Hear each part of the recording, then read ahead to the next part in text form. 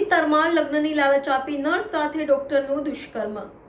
ગોત્રી વિસ્તારમાં લગ્નની લાલચ આપી નર્સ સાથે ડોક્ટરનું દુષ્કર્મ. ડોક્ટર ભાવેશ વસાવાની ગોત્રી પોલીસે કરી ધરપકડ.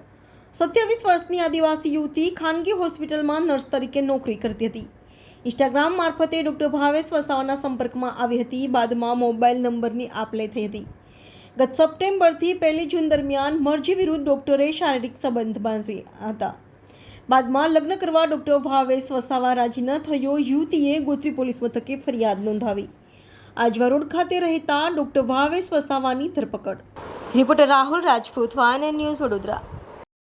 તારીખ 3/7/2024 રોજ ગોત્રી પોલીસ સ્ટેશનમાં એક દુષ્કર્મના બનાવ બાબતે ગુનો દાખલ કરવામાં આવેલ છે, જેમાં આરોપી ભાવેશ વસાવા જે ડોક્ટર છે એને અને ભોગ બનનાર સાથે ઇન્સ્ટાગ્રામથી સપ્ટેમ્બર 2023માં ઓળખાણ થયેલ અને આ જે આરોપી છે એણે ભોગ બનનારને લગ્ન કરવાની લાલચ આપી એની સાથે એની મરજી વિરુદ્ધ દુષ્કર્મ ગુજારેલ છે, જે બાબતે ગોત્રી પોલીસ સ્ટેશનમાં ગુનો દાખલ કરવામાં આવેલ છે અને આરોપીની ધરપકડ કરવામાં આવેલ છે અને આગળની કાર્યવાહી ચાલુ છે.